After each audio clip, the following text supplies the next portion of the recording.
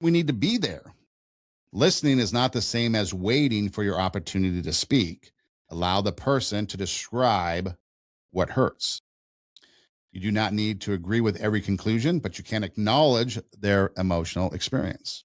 Try saying something like, "That sounds incredibly painful. I'm glad you told me. You do not have to face this moment alone.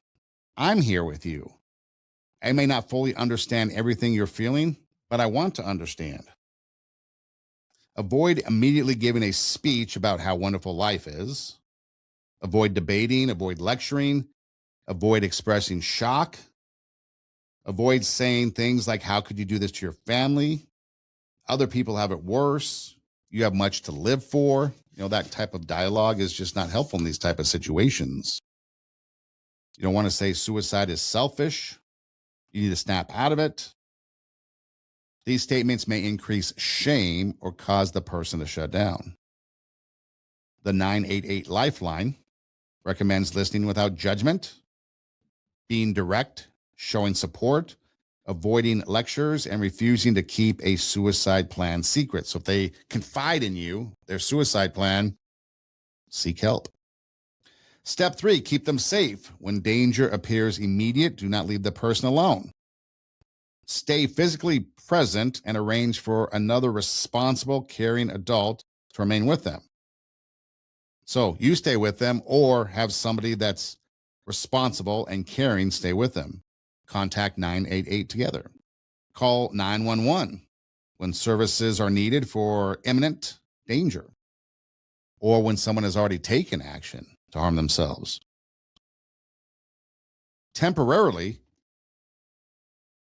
create distance. So you want to remove yourself from these situations if there's a firearm present, medication, or other potentially lethal items.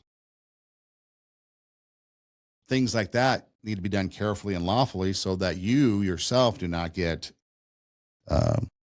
criminally charged or have bad things happen to you. So there is some precaution you have to take for yourself, according to what research has told me. But a responsible person may need to secure or remove access while the crisis is being addressed.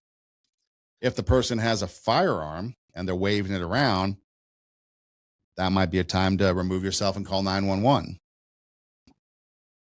If they're sitting there and perhaps, let's say, they have a handgun or something in the drawer and you know about it, or in their safe or wherever it might be, and they're sitting across the room from it and they're talking about how imminent they are, well, if it's safe, that might be a time to pick it up and remove it from the situation.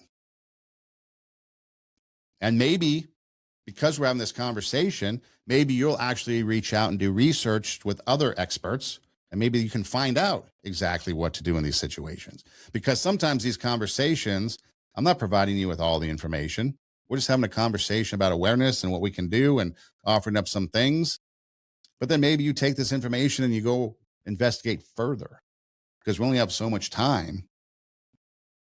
And sometimes an hour might not be enough. Okay. So maybe you can go do some more research and then email me, twostepsaheadpodcast@gmail.com. Let me know what you find out. That'd be helpful. Do not physically place yourself in danger. Contact emergency responders if the situation is unsafe.